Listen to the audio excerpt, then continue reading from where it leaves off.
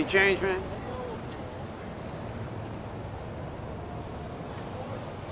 Spare some change, kid? Excuse me, sir. Sorry, man, I got nothing. You want to tell me you got nothing? Take the jangling change out of your fucking pocket first. And the ones that do stop to give you something, they all got that self-satisfied grin all over their smug faces. Like they've just confirmed that they really are the most impressive fucking thing in the world. And you just gotta bow your head and say, God bless you, as if there isn't an actual exchange going on. Your bloated sense of self-worth is equal to the hole that's been ripped out of my dignity. See you, Jack! You don't choose to be me. You start off with dreams and optimism and hard work. And then you realize that those qualities were planted in you by the same force that's been conniving to smash you apart with a fucking sledgehammer. And then when you're lying on the floor begging that force for help, you notice, my God, it's laughing. And that's when it hits you that this evil fuck has been laughing the entire fucking time. And the only way you're gonna shut it up is to laugh right back in its face, and twice as hard. I sleep in that, as long as some asshole doesn't sneak in there first. The last prick I caught in there, still picking the glass out of his face. There's a place to piss out here, a place to shit, a place to fuck, and a place to die. And the only thing they got in common is you wouldn't be caught dead near any of them. But don't even think this shit can't happen to you. I wasn't born in a puddle. I used to be an executive. I started in the mailroom underground before I earned 19 raises and shot up 42 floors to have my own personal view of this whole fucking cesspool. I was also married to a wife, a beautiful one in a dress.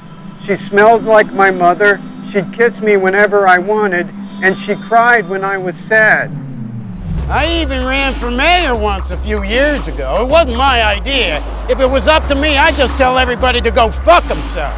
But this gang of politicians insisted I was relatable before they filled me full of drugs and forced me onto their campaign. He was in my cabinet. The angle was I knew the streets, so who better to clean them up? I apparently was in the lead because the other guy had a hair lip and I told it like it was. But then the opposition invited me to this sort of debutante dinner party where I was framed for fingering a bunch of animals.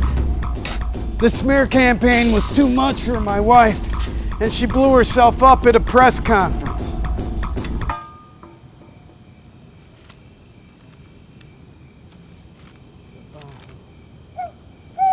Who the fuck's there, huh? Oh, what, is this the part where you all jump out? Is that your big fucking plan? Fuck you, bastard, you're dead. Fuck you, fuck you, fuck you, fuck you, fuck you, fuck you, fuck you, fuck you, bastard! I still have a list of my policies for if I did or ever do win mayor. I'd start by tearing down every fucking billboard in the country. And the ones that are left standing would say horrible, horrible shit that would just make you puke. Then I'd shut down every TV station, make everyone live in the forest, and every CEO of every corporate shithouse would have to cut their heads off in front of everyone. And we'd still have a long fucking way to go. I mean, look around. And you think it's normal because it's all you ever see, but TV didn't exist 100 years ago. Condoms didn't exist 100 years ago. The fucking smartphone didn't exist 100 years ago. But you just dive right in, nose first, into the muck, and hide behind your stupid ignorance as an excuse for abandoning nature and abandoning God. And if you think I'm an asshole, just flip open to any fucking page of the Bible, then look up at the squalor you're boiling in, and you fucking tell me we're not living in Rome. And don't get me started on those fucking handheld idiot boxes. You're all walking around like a bunch of sleepwalking morons with your faces in your phones and your phones down here. So really what you're looking at is the ground, man.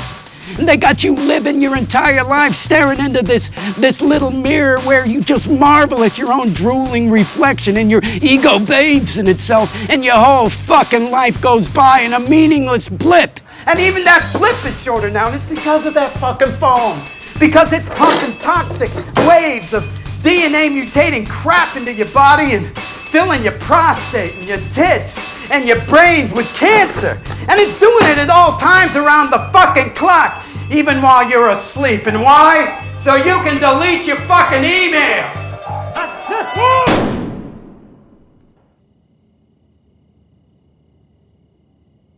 And don't even get me started on AIDS. When I was 10, my uncle came to live with us to sleep on the couch and hide from some pursuers he wasn't allowed to talk about. One night he was ranting about how some spooks had replaced his normal hair with electronic recording strands, but when he tried to burn the strands out of his head, his whole body caught fire and spread to the house immediately, since he'd riddled the place with flammable booby traps. My parents were sleeping upstairs and died in the blaze. I was sleeping in my treehouse that night, which was right outside their window, so I was at the perfect angle to hear the screams. I had earlier been diagnosed with the same disorder as my uncle, but my prescription burned up in the fire, so I forget. I remember the pills were yellow, and while they did lower the volume of everyone shouting, they would also turn your teeth black and make your dreams tell you to break things. You know what Freud says about the nature of horror? He says it's when the home becomes unhomelike, unheimlich. And that's what this place has become. This whole fucking time and country and everything else, it's unheimlich. And I want my life to mean something. I want to change things around and make something beautiful out of all this shit. Even now when I sleep, I have dreams that would make you cry. Big, colorful dreams where